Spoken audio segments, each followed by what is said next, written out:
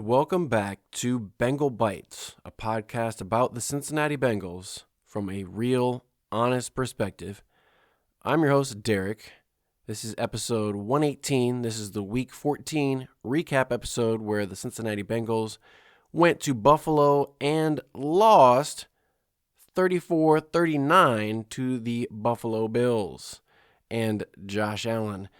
Joe Burrow had a pretty good game, 4 touchdowns. Unfortunately, he also threw 2 critical interceptions late in the fourth quarter that, in addition to the Bengals defense being terrible, flipped the tide completely upside down in favor of the Bills. Just when it looked like the Bengals had everything going their way, it was all going so well.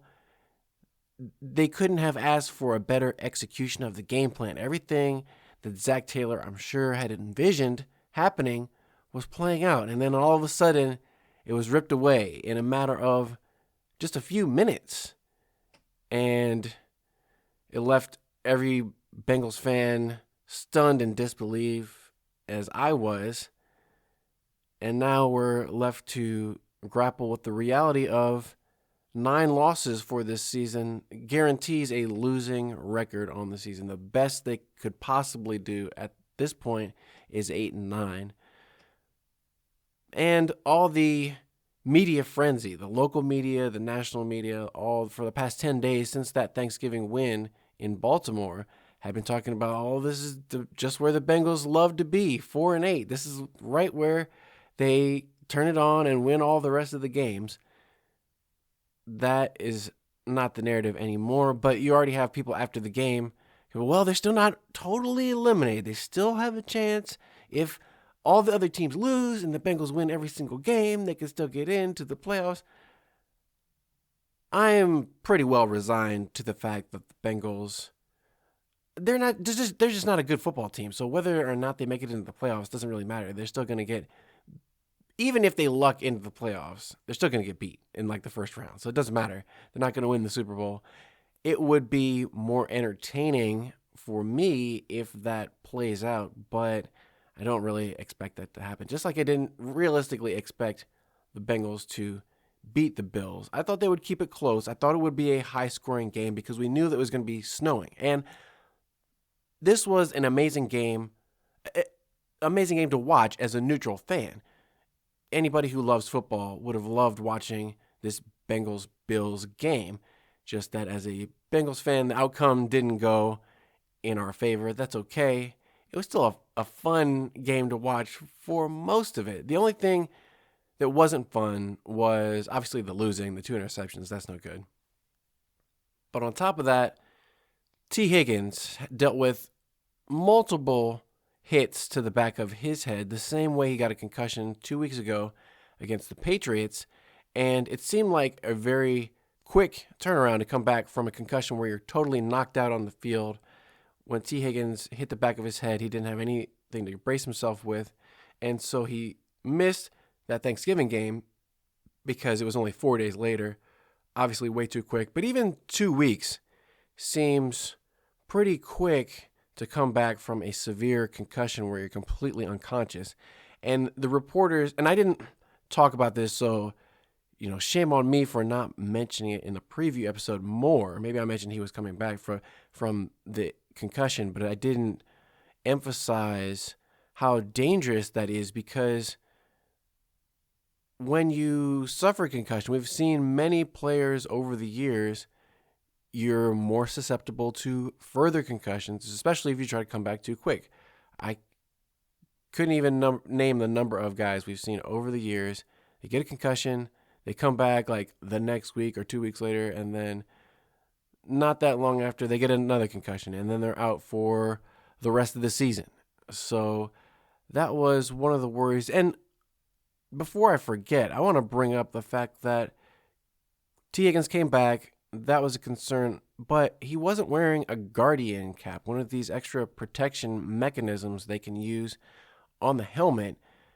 It doesn't look as aesthetically pleasing. It's not cool to have a Guardian cap, but maybe having brain cells is cool too. So it's unfortunate that I don't see any Bengals players wearing the Guardian cap in any game that I can think of so far this season. They have been proven to reduce the risk of concussions. I think they said the statistics were like 20% fewer concussions in training camp when the players were required to be wearing the Guardian caps. So I don't know if it's so effective at preventing concussions.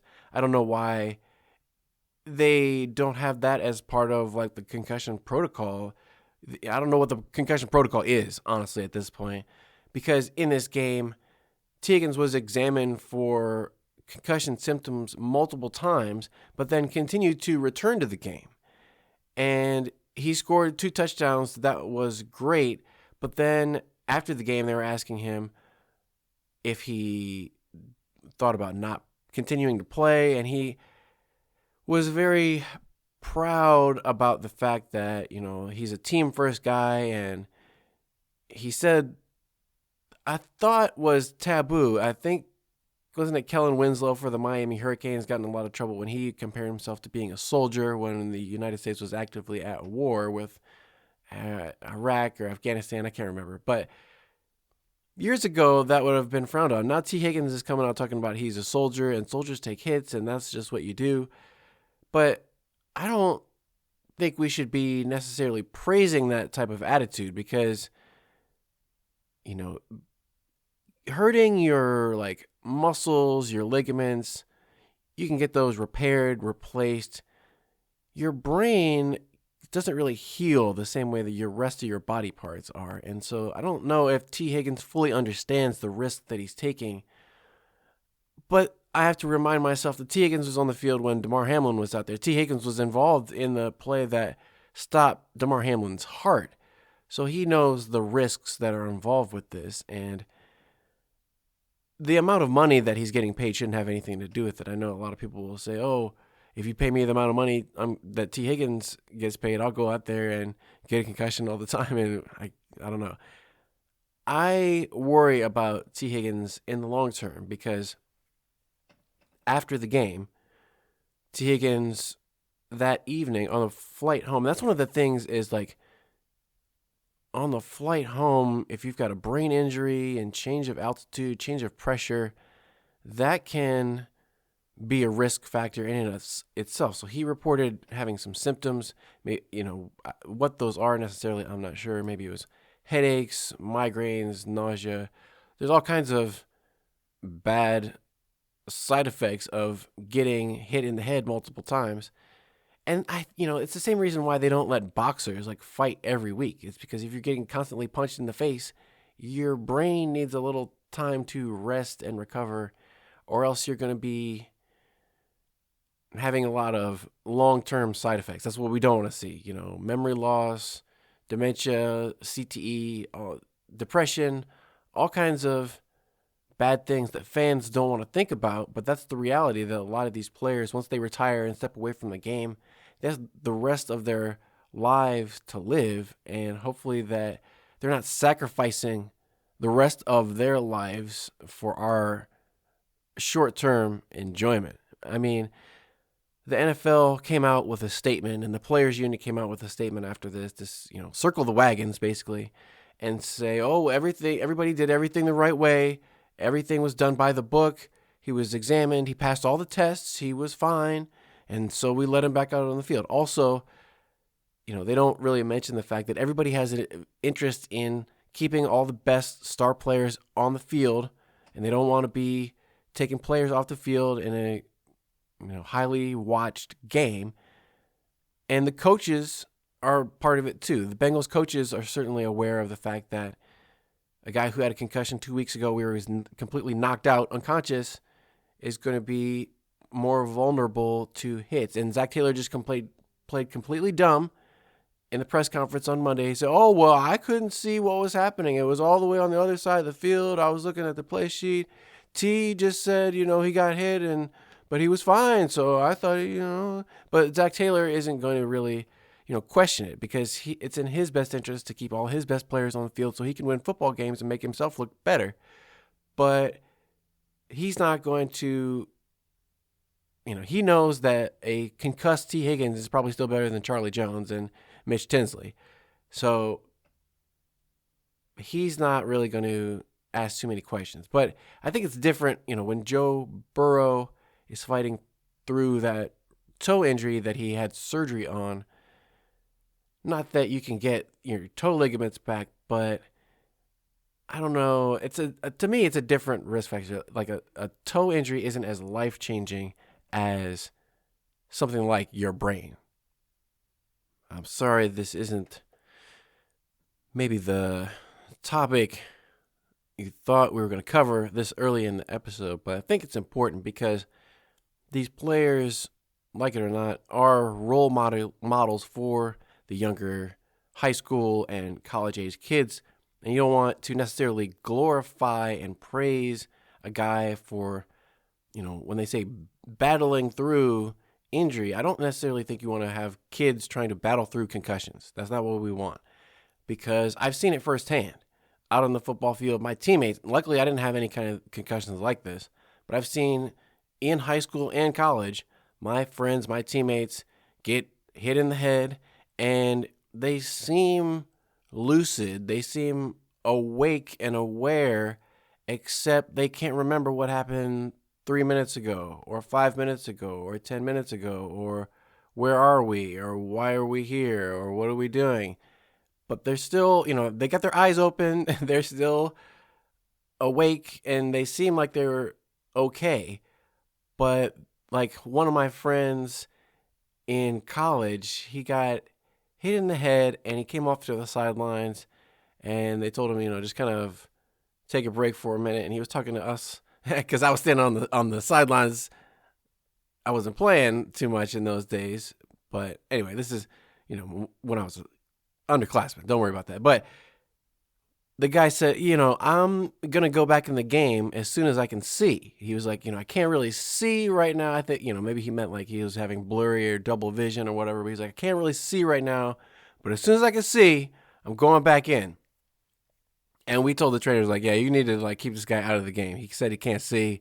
And they're like, oh, well, yeah, well, let's take his helmet away. Let's go get him checked out in the locker room. But, you couldn't really tell he had that type of issue. But then obviously, like, after that, he was out a few weeks because you have it you don't just like shake it off the next day. The concussions, like I said, I don't know, I can't speak from personal experience, but I know, you deal with headaches, maybe like migraines, issues with sleep, balance, dizziness, all kinds of things, so I don't want this to send the wrong message to kids when T. Higgins is like, I'm a team first guy. I'm doing this for my team.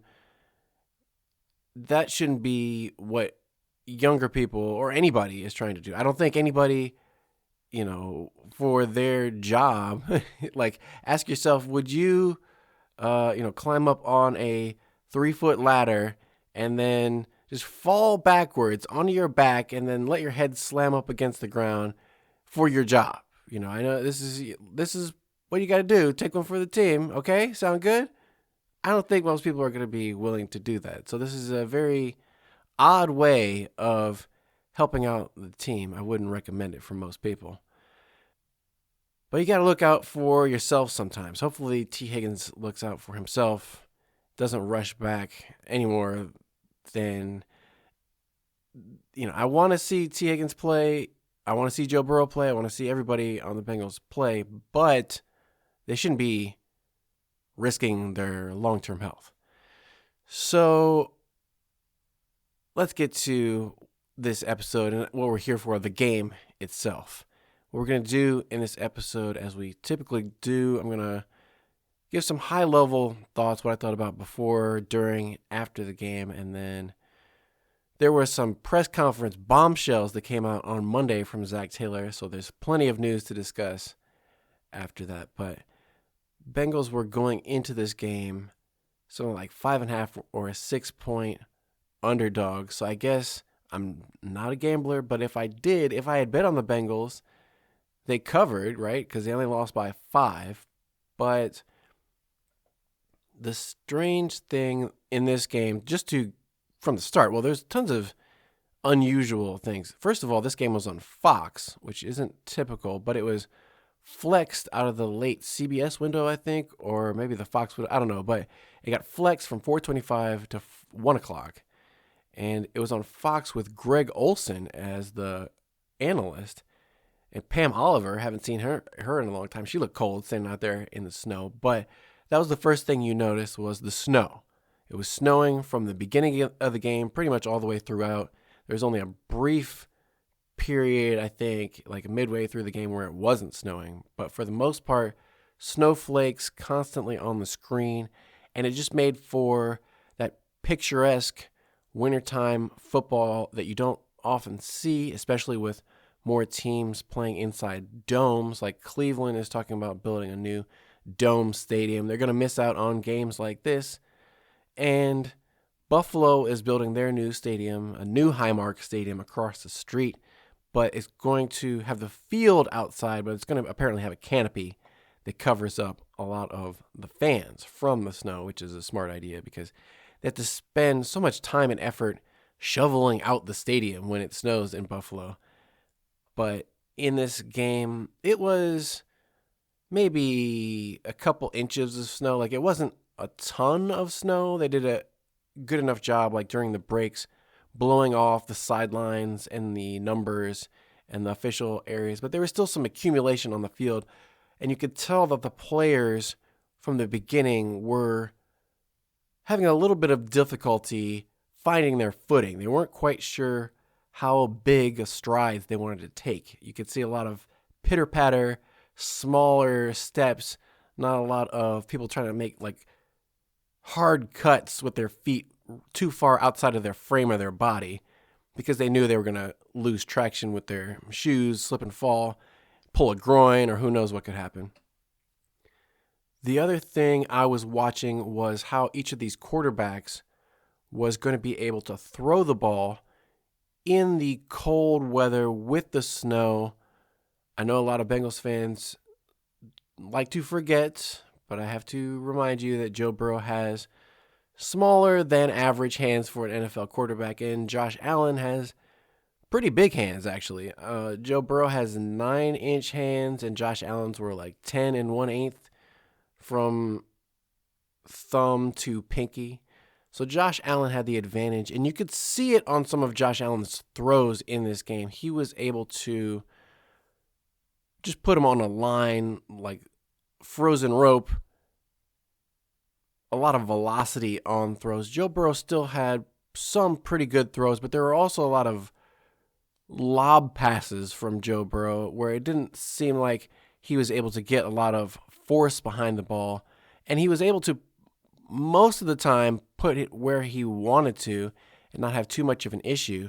But there were a couple passes we'll get to later that were where Joe Burrow, he wasn't able to get a good handle on the ball for whatever reason, couldn't grip it. It looked like he was shot putting some of these passes. And on the other hand, Josh Allen was like throwing sidearmed and from all different arm angles, just throws that Joe Burrow wasn't really able to make in this game. Like they asked, well, won't get ahead, but coming out, the Bengals, they uncharacteristically decided to receive the opening kickoff even though they won the coin toss. Most of the time, almost every team nowadays will defer to the second half and then take the ball. But Bengals decided they wanted to maximize the amount of time they had Joe Burrow and this offense on the field. And they had a remarkable first drive. They had a 14-play, 67-yard drive that ended in a touchdown. But the thing that was crazy was they converted not one, not two, not three, but 4 third downs on this drive. So that tells you they weren't having necessarily a ton of success on first and second down, but every time they needed to convert on third down, they did it. And actually, they converted the first 7 third downs of the game, and they ended up 10 of 12 converting on third down, which is Bengals' franchise record, as far as I'm aware. It's something like 86 or something percent. Crazy amount of conversions for the Bengals on third down. And Joe Burrow was able to get everybody involved. Chase Brown ended up scoring on first and goal from the Buffalo 5. Straight up the middle, kept his legs churning and pushed his way into the end zone to put the Bengals up 7-0. And then when the Buffalo took over on their first drive, everybody knew, it seemed like, who's been following this Bengals defense knew that tight ends were one of their biggest weaknesses pretty much every game. Tight ends have been having career games against this Bengals team. And first play, the Bills drew up like the perfect play-action pass. They faked the run, drew the Bengals rookie linebackers up close to the line of scrimmage, had one of the tight ends fake for half a second like he was going to run block, and then release down the field wide open. I think this was Dawson Knox on this play, where there was nobody within like 15 yards of him. He's running wide open down the field. Let me go back a little. The first play, 32-yard pass to Dawson Knox. It was like, oh my goodness, here we go. And it looked like maybe this was going to be like a 40, 50-point game or something like that. But Bengals, I guess you could say to their credit, were able to hold the Bills to a field goal on that opening drive and prevent them from tying the game. This was a strange play call. Bills got all the way down to the Bengals 5-yard line. But then on 3rd and 2, it was like a quarterback keeper, or I couldn't figure out. It was like a run pass option. It was a weird call, but they lost 3 yards. Josh Allen got tackled by Joseph Ossai in the backfield. I was surprised at the play call. It was a weird play call. Didn't go in their favor. They had to settle for the field goal. So that was, at that point, only 2 minutes left to go in the first quarter. The Bengals' first drive took almost 8.5 minutes into that first quarter. The Bengals' second drive also ended in a touchdown. 6 plays, 55 yards. One of the biggest plays on this second drive was a 3rd and 11 pass from the Buffalo 43. Joe Burrow completed a pass to Mike Gesicki for 14 yards. Mike Gesicki had a great game. He was, look at his statistics. 6 catches on 6 targets to Mike Gesicki. 86 yards and a touchdown we'll get to later. But Mike Gesicki was just running wild. It was crazy that every time they would show Mike Gesicki make a good play, then they'd show him on the sidelines with the coat on. Like he would only get in for like a couple plays, and then as soon as he did something, he would come off the field. But good drive by the Bengals, and good job capitalizing on a lot of mismatches, because Mike Gesicki is so much taller than a lot of defensive backs. At 6'6", he's got long arms, and he's able to hold onto the ball with those strong hands, way stronger than Isaiah Likely for the Ravens. Mike Gesicki definitely would have made that catch. There would have been no doubt in the Steelers-Ravens game, if you know which play I'm talking about. But let's stay focused on this Bengals-Bills game. This second drive ended up with a 21-yard touchdown pass to T. Higgins. T did a good job of getting both feet in bounds and making a nice hands catch. Perfect pass from Joe Burrow to keep it right along that sideline. Evan McPherson made the extra point to put the Bengals up 14-3 with 13 and a half minutes left to go in the second quarter. Bills respond offensively. They have their own 12-play, 70-yard drive. The biggest play on this one, it looked like the Bengals defense were maybe going to get a stop. They forced the Bills into a 4th and 4 from the Bengals 45. Bills decided not to punt, not to kick a super long field goal, because they have an old kicker in Matt Prater. He's not going to make it like a 60-something yard field goal in the snow. So they went for it. Josh Allen dances around, rolls out to his left. I think maybe B.J. Hill or Miles Murphy was chasing Josh Allen. Could have been Cedric Johnson, who knows? But he managed to find Gabe Davis getting separation on the left sideline for 17 yards before DJ Turner was able to push him out of bounds. Actually, a couple plays before that, DJ Turner broke up the pass intended for Keon Coleman over the middle. It was close to a DJ Turner interception, but he was just able to make another pass breakup. I think he continues to lead the NFL in pass breakups, DJ Turner, number 20. But the Bills picked up a couple first downs and got it into another 4th and 4 from the Bengals' 11-yard line. This time, Josh Allen, this play was crazy. You can watch this play 50 times, and I still can't believe the play that Josh Allen made on this. He's scrambling outside. It's not what the Bills drew up. This was not the intended play call, but Josh Allen, buying time, he's scrambling out to the right. He sees Khalil Shakir is guarded by Demetrius Knight Jr., number 44 for the Bengals. And Demetrius Knight Jr. has his back to Josh Allen. He's running away from the quarterback. And Josh Allen, perfectly threw the ball behind Demetrius Knight's head, basically, into the end zone for a touchdown before any of the other Bengals defenders could get a hand on Josh Allen or tip the ball down or anything. It was, like they say, fitting, the ball through a keyhole or the eye of a needle or whatever, 4th and 4, huge play. And then there was a penalty for Joseph Osai roughing the passer.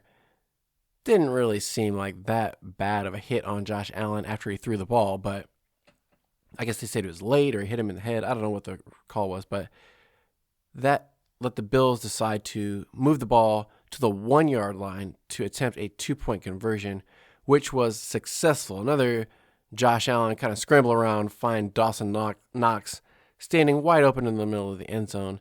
Another tight end catching passes on the Bengals. So that made it an 8-point play to get it back within a 3-point game. Bengals up 14-11.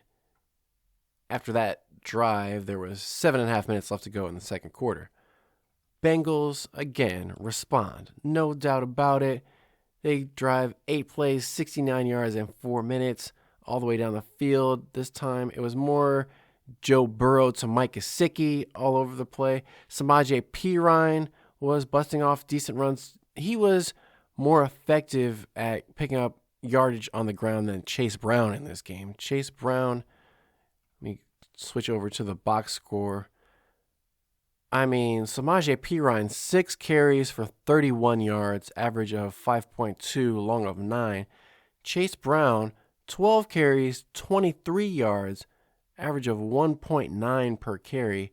He did have that one touchdown on the first drive, but his long was 5. So pretty much in every category, Samaje Perine was over twice as effective.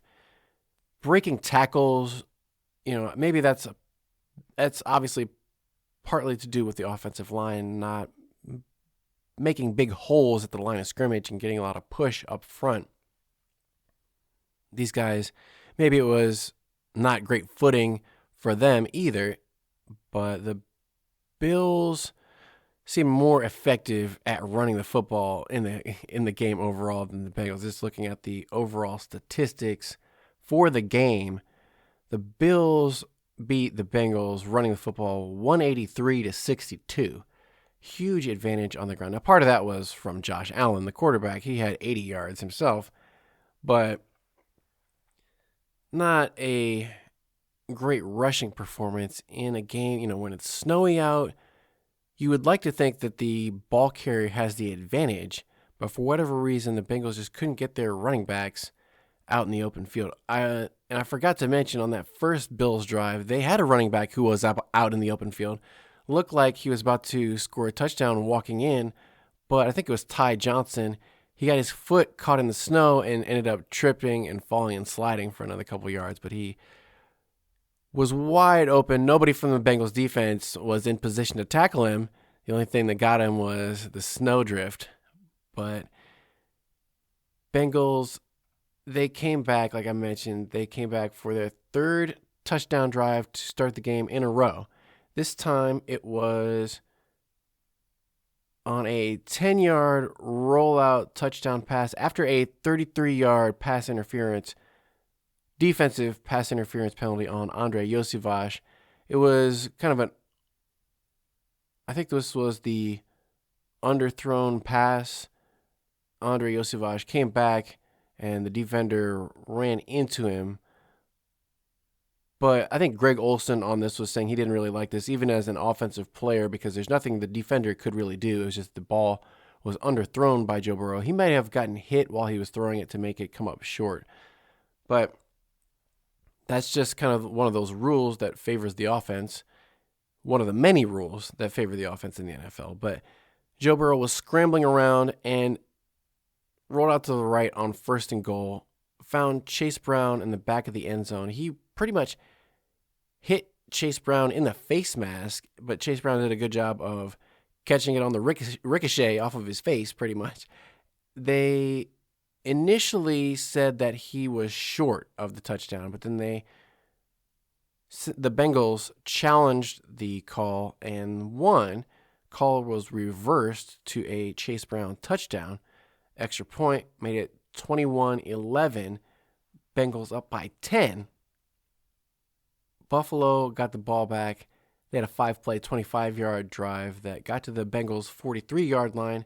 This time, Bills decided to go for it again on 4th down, and Bengals get a stop. This is the 4th time already in the first half that the Bills decided to go for it on 4th down, and this is the first time the Bengals stopped them. Bills were 3 for 4 on 4th downs in this game. So the Bengals were really good at converting on 3rd down. Bills were really good at converting on 4th down, except for this one. Bengals took back over, but they weren't able to do anything with it. They just went basically like 4 and out and punted. That took us to halftime. Bengals up by 10. Now the Bills did get the ball coming out of halftime because the Bengals took it first, but still felt pretty good with a 10-point lead. But with this Bengals defense, nothing is really out of the question. That's what we saw. The Bills came out of halftime, but I should mention, at halftime and before halftime, there was a play in the second quarter, I think it was, where T. Higgins, it was an incomplete pass to T. Higgins down the left sideline. He went up to catch it and didn't catch the ball, came down, hit the back of his head, and he was down for a number of minutes. The Bills players were pointing out to Higgins that he hit his head, and he was kind of just sitting on the ground. So they went to commercial break. After the commercial break, they come back. They show T. Higgins going into the blue tent, getting checked out by the supposedly independent neurologist. But they're not totally independent because they still work for the NFL, and they may not work for the Bengals, but everybody in the NFL and involved with the game has, like I said, an interest in keeping the star players on the field. So they may not give preferential treatment necessarily to one team over the other, but in general, they're probably going to let these guys come back on the field. And T. Higgins was out, then he came back in. Then they went to halftime, and he did not initially come out. So then Pam Oliver said he's being checked out for concussion. So then I was thinking, okay, T. Higgins was just out last game because he got a concussion. Now they're saying he's being checked out for a concussion, and we saw him hit his head. At that point, I thought he was not going to return to the game, which would have been the reasonable, responsible thing to do. If the doctors actually cared about the health of the patient, they wouldn't say, "Oh, you had a recent history with head injuries. Yeah, that sounds good. Just go out there and take some more shots to the helmet. I don't see anything wrong with that." No, of course, a reasonable doctor would not recommend that for the patient's health. But because their paycheck is coming from the NFL, they're saying, well, it's up to you. So T. Higgins did return in the second half, and he ended up scoring another touchdown. But he had a couple of drops, and, it doesn't matter whether they won or lost the game, whether he played well or not, had any touchdowns or not. If it was bad enough that he was getting checked out for a concussion at halftime, I don't understand what kind of tests are they doing on the guy where he's totally fine. Yep, let's put him back out there. Doesn't make any sense to me. Be that as it may, Bills come out of halftime. They're fired up, ready to go. They know this Bengals defense can't hold them back, but they tried very hard because they got a sack on Josh Allen. BJ Hill didn't let Josh Allen escape out of the pocket, got a good pass rush. 8-yard sack, got the Bills into 2nd and 11. That was immediately negated by DJ Turner. Pass interference penalty. He basically grabbed a hold of Brandon Cook's left arm with both of his hands and tugged him while Josh Allen was trying to throw a pass. So that was a 19-yard penalty, automatic first down for the Bills. After that, Josh Allen, 3rd and 5, picked up 16, scrambling around to the right. Geno Stone brought him down, but not after a long run. Bengals linebackers were nowhere to be found, really. And especially on another 3rd and 3 from the Bengals' 36-yard line, Josh Allen threw a short pass to the left to James Cook. This was a similar situation for rookie linebacker Barrett Carter. I want to say, was it the Steelers game where Kenneth Gainwell caught that pass out of the left and Barrett Carter didn't even get a hand on him? Similar type of situation with James Cook for the Bills. I don't even know if Barrett Carter got a hand on James Cook. It was just one-on-one in the open field. Barrett Carter took a bad angle or isn't fast enough to catch James Cook. But either way, 27-yard catch and run, pick up the first down, all the way down to the Bengals' 9-yard line. Bills eventually convert on 2nd and goal, 5-yard touchdown pass to Dalton Kincaid. Another tight end touchdown and score for the Bills.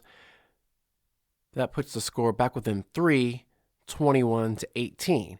And then this is where my friend was texting me and say, "Oh, the Bengals, they got it. Everything's looking good. 10-point lead at halftime." I'm saying right after this, the Bengals go 3 and out and punt. And I'm like, man, you jinxed it. Why'd you have to say anything?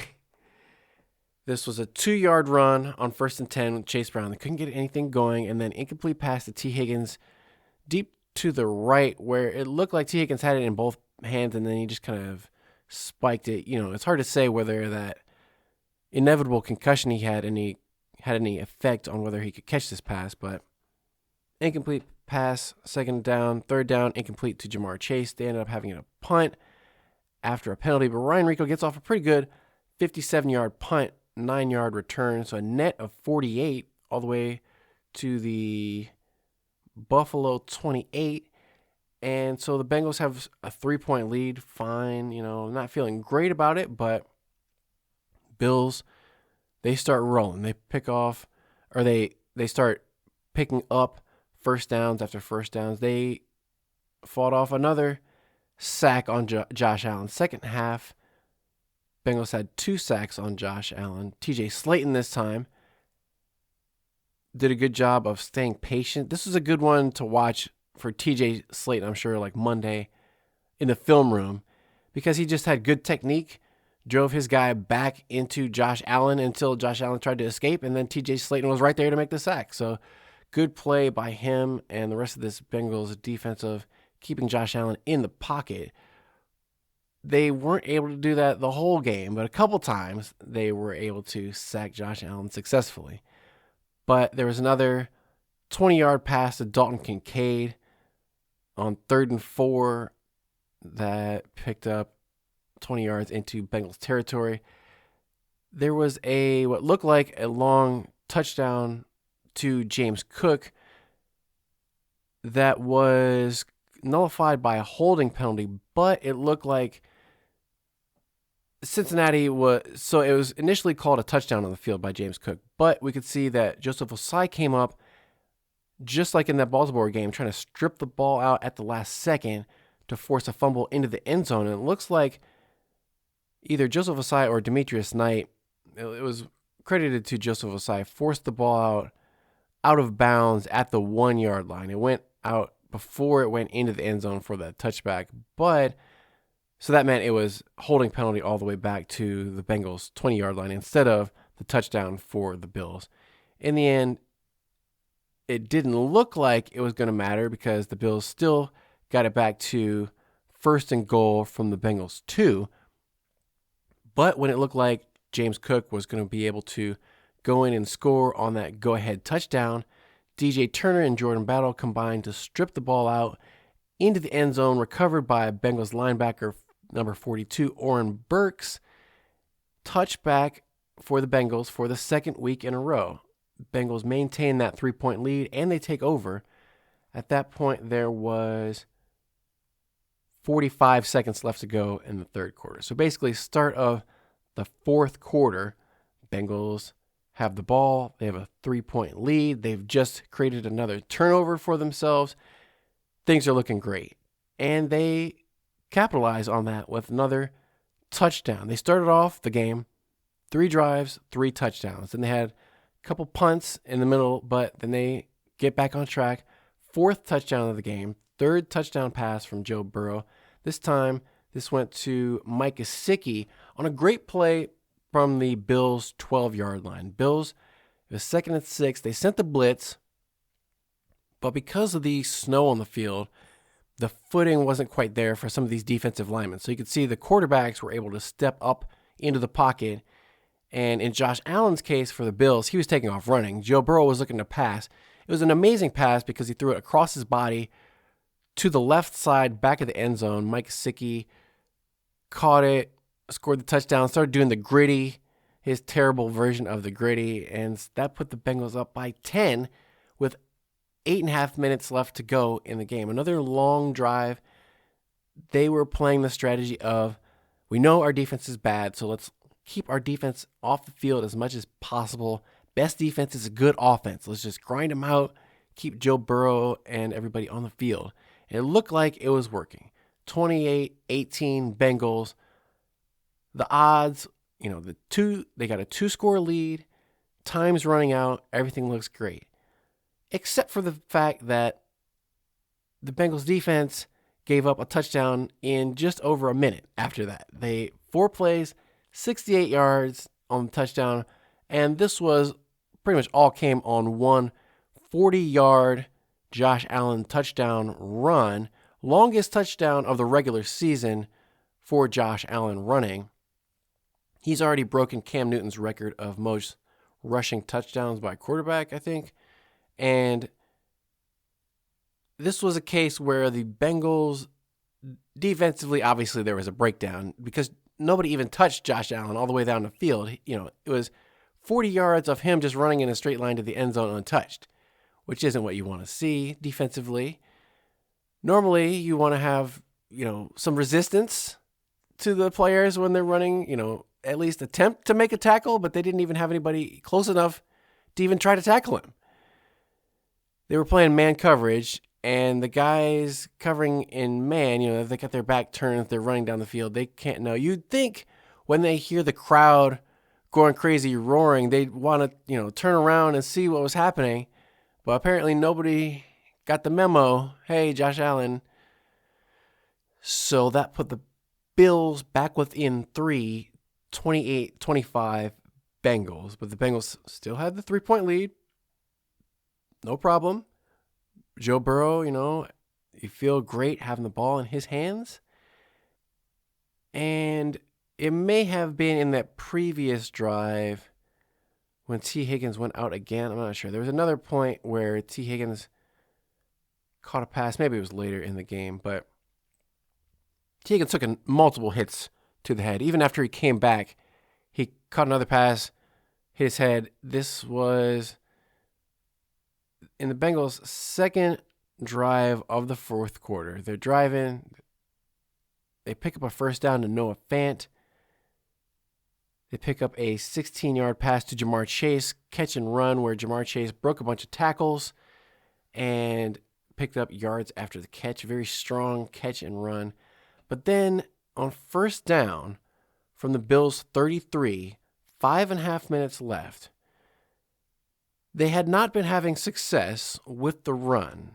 They had just had a 3-yard gain by Chase Brown on 1st and 10. It wasn't very effective on 1st or 2nd down running the ball with Chase Brown. But, they throwing the ball in this situation when it's snowing, who knows at this point how cold Joe Burrow's fingers were or whatever, but this is the weird pick 6 interception. Joe Burrow, I don't think he was surprised by the corner blitz, but his reaction wasn't the play you want to make. Obviously, in hindsight, he basically threw it very softly, like it kind of tumbled out of his hands, like he really didn't have a good grip on it, which was weird because he was coming from under center. This wasn't a shotgun snap where he was just going to have to catch whatever, no laces, and throw it. He should have had the laces, because when you take the snap from under center, the center can position the ball in his hands so that the laces are always coming up into the quarterback's fingers. He should have had the laces. So that wasn't really the excuse here. Maybe you could say there was snow on it. I don't know what happened. But the ball came out of Joe Burrow's hands with no velocity. It was like a lob pass. The Bills defender just decided to jump up in the air into this lob pass. So it was like an easy interception. It wasn't like a hard pass into his face mask or something. It was like an alley-oop basically to this guy, except instead of dunking it, the guy took off running in the opposite direction. Joe Burrow couldn't make the tackle, which is unfortunate. That could have really made it a lot more difficult for the Bills, at least. But the guy ran through Joe Burrow's arm tackle, outran Jamar Chase all the way to the end zone for the 63-yard pick 6. This was by Christian Benford, a 6th-round pick last season for the Bills.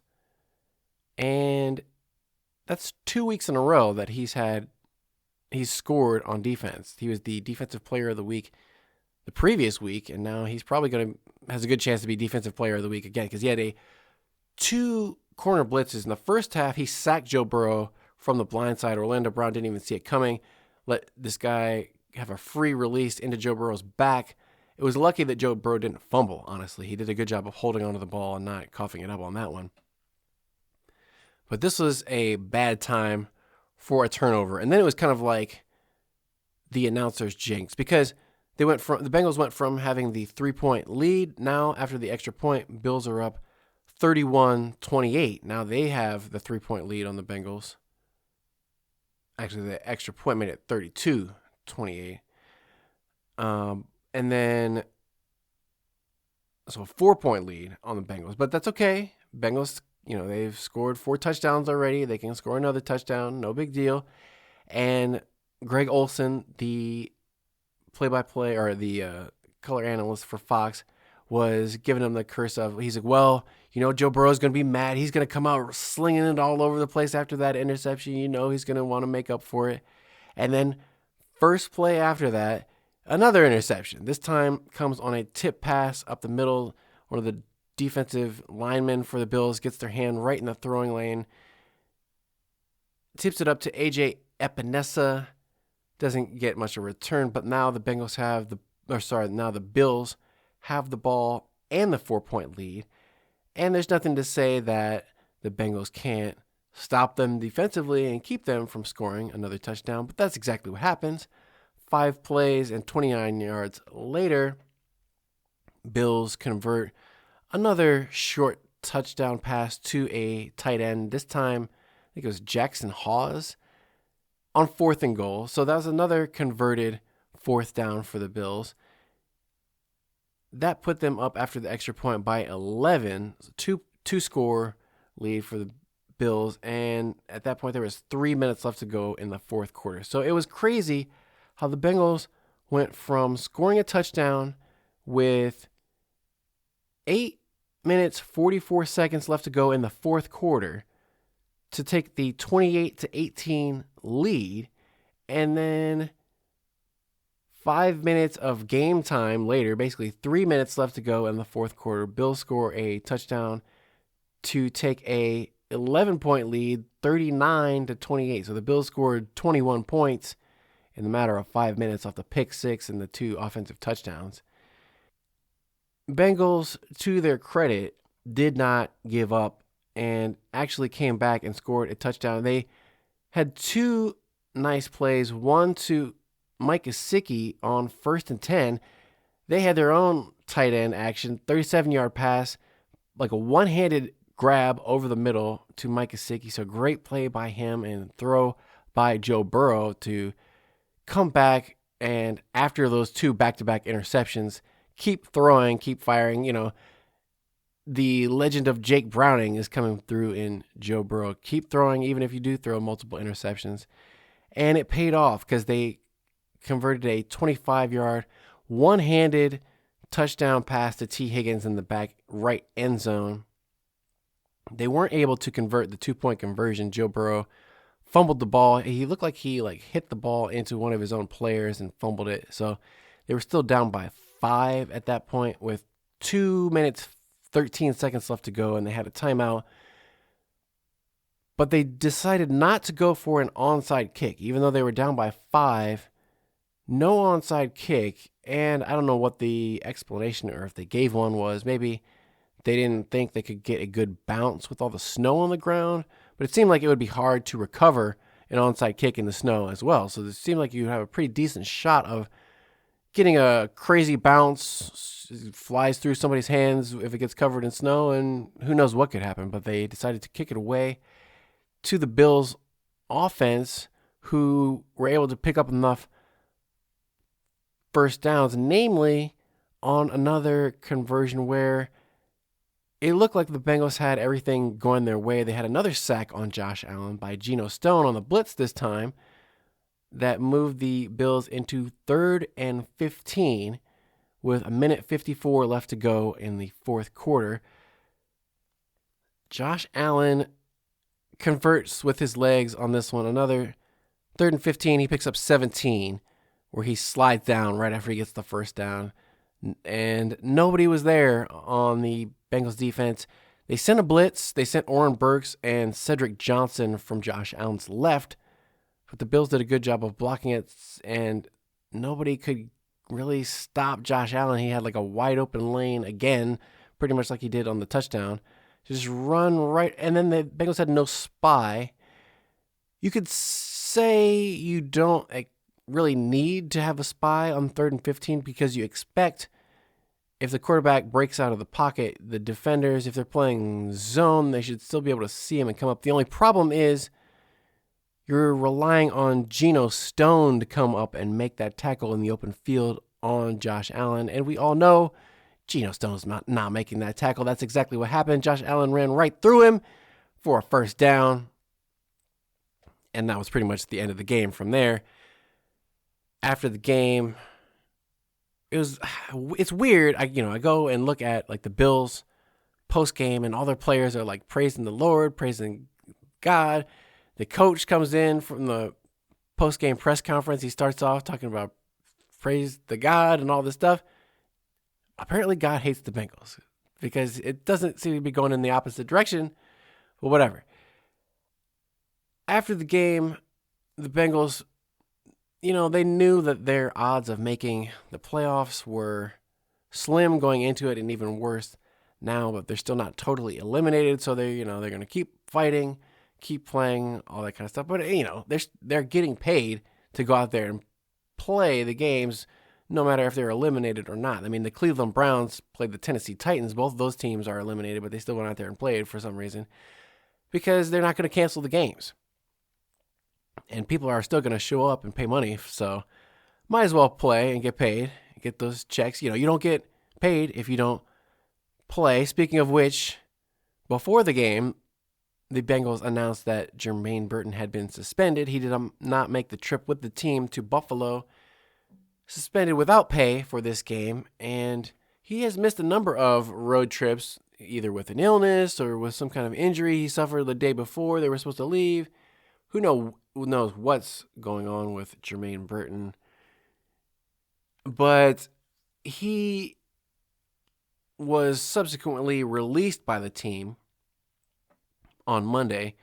They didn't give any explanation or reason. Zach Taylor was very ambiguous and just said, we just made the decision and we wish him the best going forward, and hopefully he'll have a better start somewhere else, clean start or whatever. But that was a complete fail of a draft pick on Jermaine Burton. 3rd round pick, number 80th overall, I think, last season. He ends his career with like 4 catches, 100 and something yards, no touchdowns. Didn't make really any great impact. And it's not really surprising that they let him go, but it's more surprising is, why did they have him on the team this entire time to begin with, just taking up a roster spot, not active in any game, even when Jamar Chase got suspended, even when there was injuries, when it seemed like, Mike Gesicki was down, they needed receiving options. They got Mitch Tinsley out there instead of Jermaine Burton. And, Charlie Jones is returning. So it was very strange that Jermaine Burton couldn't figure out any kind of way to get on the field and contribute at all, but now his career is over. So who knows what's going to happen with him. We also found out that Trey Hendrickson is... Well, we didn't find out from Zach Taylor. First of all, Zach Taylor is one of the worst coaches, in my opinion, at giving press conferences that actually have any kind of substance. You can tell Zach Taylor's mentality for the press conferences because he always comes out, he starts them by sitting there, staring like a deer in the headlights out into the sea of reporters, and then he'll just say, okay, fire away.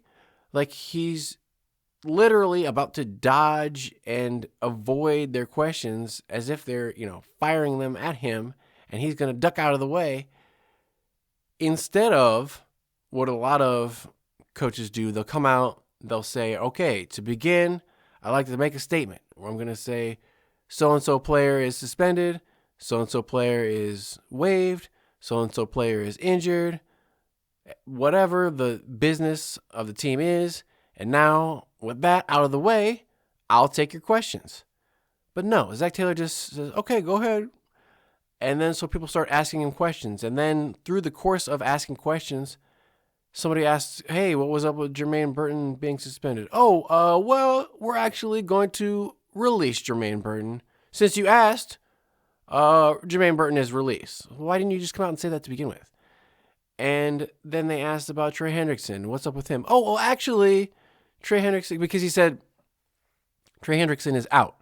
It's another Monday where he said, yeah, Trey Hendrickson is out this week. So people were like, what's up with Trey Hendrickson? He's always out.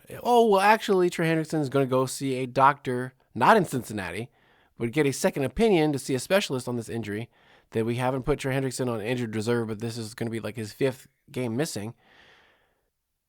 Later in the day, it came out from one of the NFL insiders, Adam Schefter, Ian Rappaport, or whoever, probably both at the same time, that Trey Hendrickson was going to have season-ending surgery because it's going to take 6 weeks at least to recover from this abdominal hernia that he apparently is suffering from. They tried to get some clarification from Zach Taylor. What is it? You said hip, back, groin.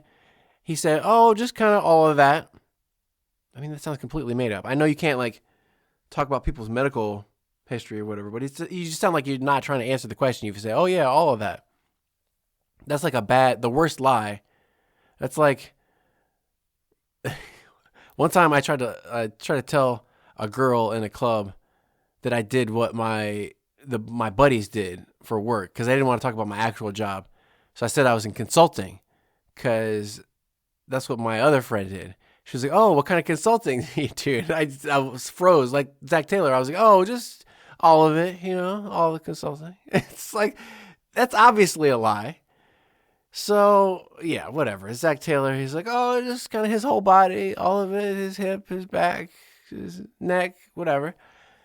So, Trey Hendrickson's going to be out the rest of this season. That was a strange, most likely end of Trey Hendrickson's tenure as a Cincinnati Bengal. He's been back and forth with the team on contract negotiations for the past several years. They haven't been able to figure out any kind of long-term security that Trey Hendrickson wanted, and maybe you could say, given this injury, that's a good reason not to have done so, but it just, made everything very bitter and acrimonious, you could say, between the two parties.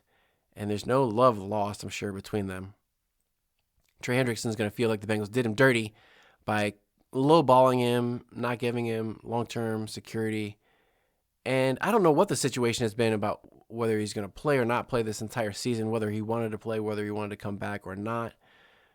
Whether it would have really mattered if he had a long-term contract or not, I don't know. But the Bengals, they had an opportunity to trade him, but then he got hurt, so he couldn't really trade him when he's hurt. Nobody's going to give you much, but then doesn't seem like they're going to get anything because he's not under contract next season. Maybe they could franchise tag him, but that would be like another $30-something million. I don't know the Bengals will necessarily want to do that. They may just let him walk in free agency and not get anything for him, which was not the best way to play that one, obviously. And then somebody asked about T. Higgins and his situation, and Zach Taylor said, oh, yeah, by the way, T. Higgins reported that he actually did have a concussion yesterday. But, I mean, he passed all the tests and, everything was fine.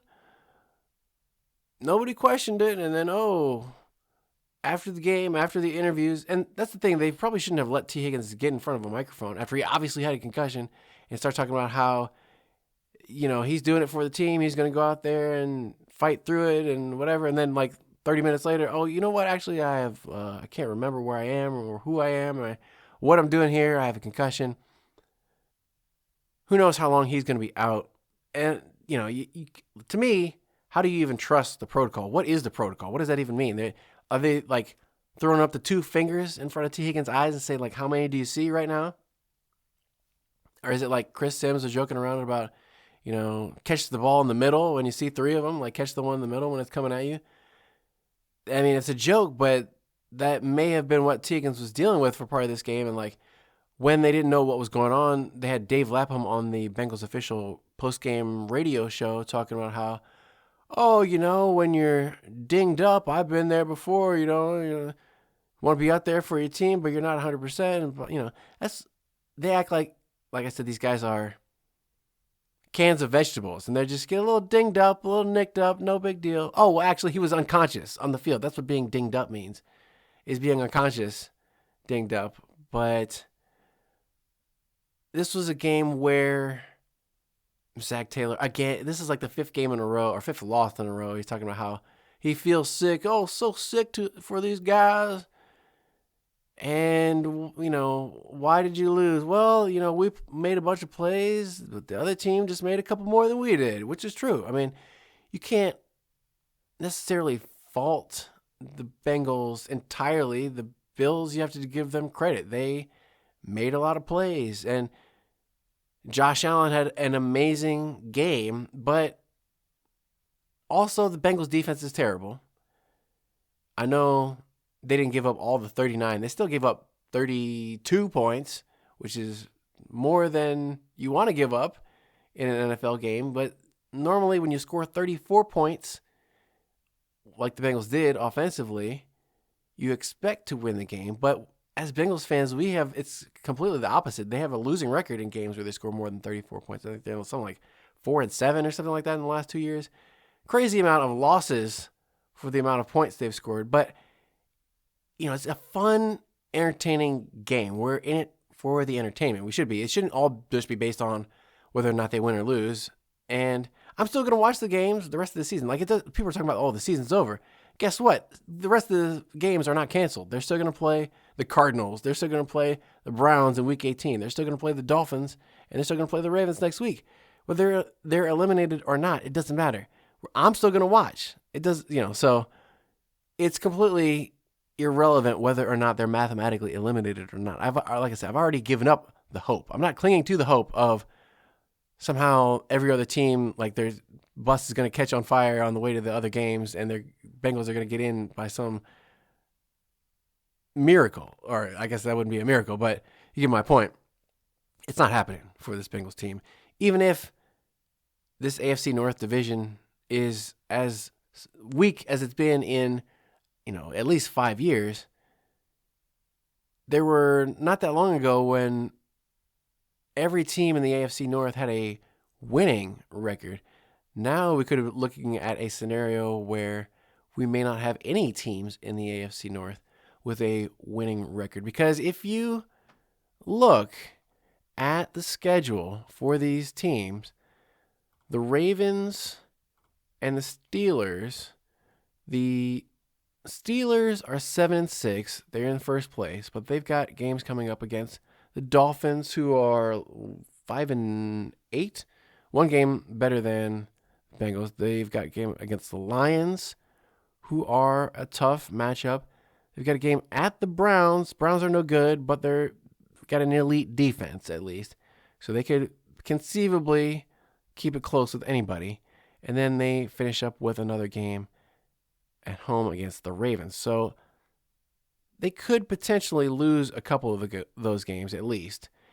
Same thing with the Ravens. They play the Bengals next. Then they play Patriots, who are number 1 in the AFC. Packers, who are at the top of the NFC. And then the Steelers again. So if the Bengals beat the Ravens and then the Ravens lose a couple more of those games, they could beat the Bengals, that is, if they win every other game, which is no guarantee, could still, mathematically have a chance. So they're not totally writing the season off, which you can never do unless you're totally eliminated. But it feels like 4-9, there's no realistic chance for anything great to happen this season, but that's okay. We can still have memorable games like this one. Like, even if this hadn't been even if the Bengals were already eliminated, let's say, I don't know that the Bengals players would have been as up for playing in this game because they played hard in this game. I'm not going to expect them to play any less hard next week or after they get eliminated, but maybe this game had a little bit of extra meaning for some of the players. They asked Jamar Chase, they tried to build up, this was like a playoff game, wasn't it? Did it feel like a playoff game? And Jamar Chase said, nah, not really. It didn't feel like a playoff game because, he's been to the Super Bowl, he's been to AFC championships. He was like, it was a good game, but it didn't feel like a playoff game. And maybe Jamar Chase wanted to say that because he didn't have his best performance either. Jamar Chase was 5 catches on 8 targets, 44 yards, no touchdown, long of 16. Bills defense did a good job of taking Jamar Chase out of the game plan, and that meant Mike Gesicki and T. Higgins had better days perhaps, but that's surprising that any team can really game plan and take Jamar completely out of the game as much as they did. And it makes you wonder, for teams like the Steelers who let Jamar Chase get 23 targets, 16 catches, why didn't they take him away? If the blueprint is out there on how to take Jamar Chase away, why doesn't every team do that?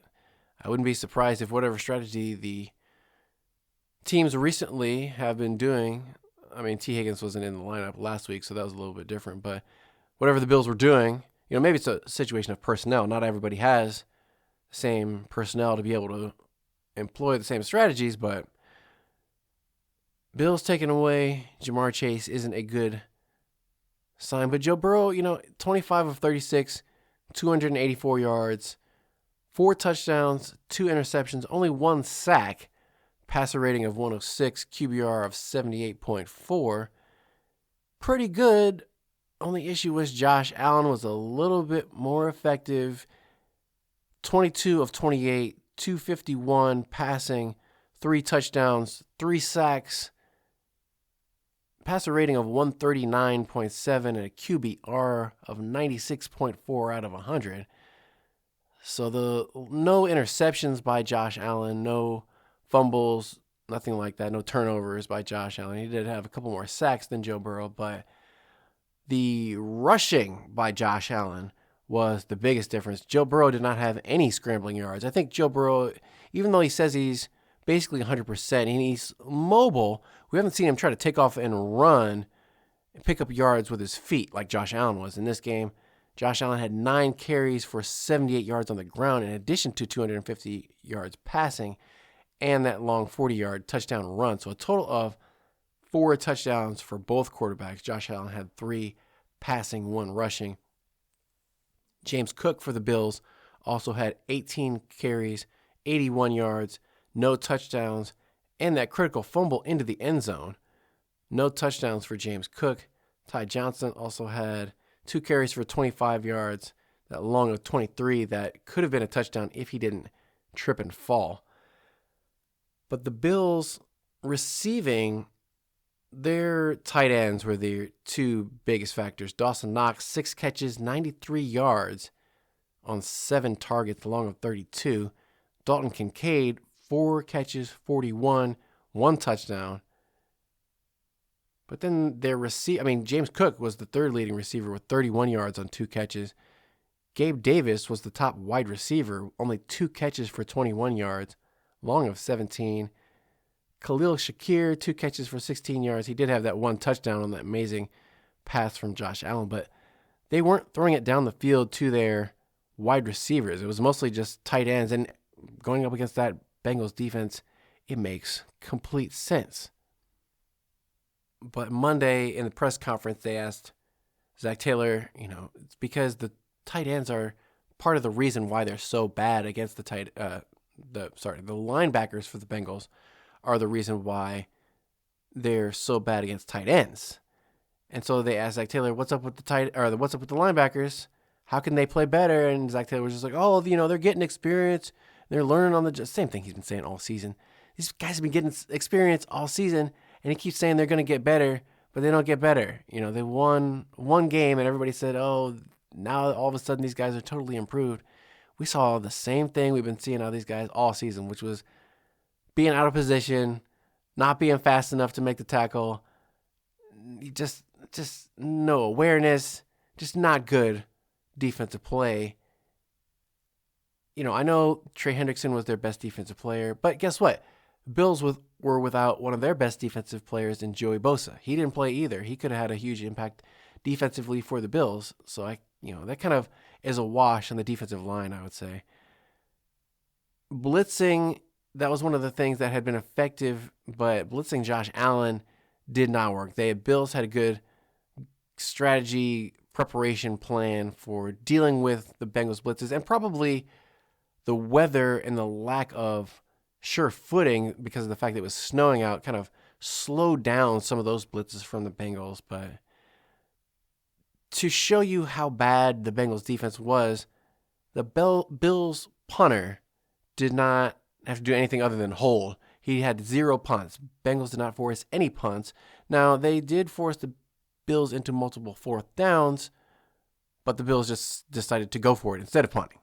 And they converted on 4th down, so it was a good decision for the Bills.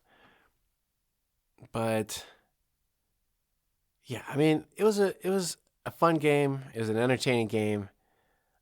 I didn't feel good about T. Higgins hitting his head again.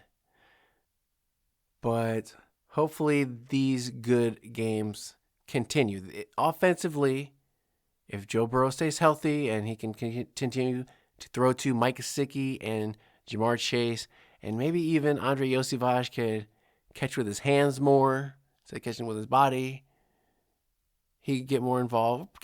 Tanner Hudson, get him in there. Chase Brown was okay at receiving. He had that 1 touchdown catch. He also had a touchdown catch right before T. Higgins' 2nd touchdown. They tried to throw it deep to Chase Brown. Joe Burrow threw a perfect pass, dropped it into the bucket, hit Chase Brown right in the hands, went right through him. Incomplete pass. That was unfortunate for him because it was a perfect pass, but it didn't matter. Next play, touchdown to T. Higgins one-handed. So, whatever. But, these Bengals, they're fun to watch. If you don't watch Zach Taylor, the head coach. I love watching Joe Burrow.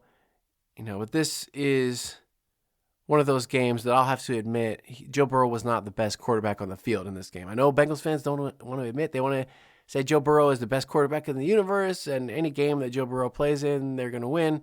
But the reality was Josh Allen just played better in this game. He had better grip on the football. He was making more plays with his feet. He was making not necessarily better passes, but didn't necessarily. There's a couple passes that Jordan Battle maybe could have had an interception where he, a little bit off on a couple of throws, but overall it just seemed like Josh Allen kind of put the team on his back, and Bill's defense stepped up, got a couple turnovers that the Bengals defense just couldn't. So it was not just quarterback versus quarterback. It was Bills defense outplayed Bengals defense. Bills offense outplayed Bengals offense. Special teams, a wash. Neither team really did anything crazy on special teams. Charlie Jones didn't bust off anything. So I guess you would say this is the outcome you should expect from a 4-9 team against a 9-4 team now. But Bengals will have to, like Zach Taylor said, find a way to regroup. They got another opportunity coming in, divisional opponent, all that kind of stuff. It's going to be the Ravens.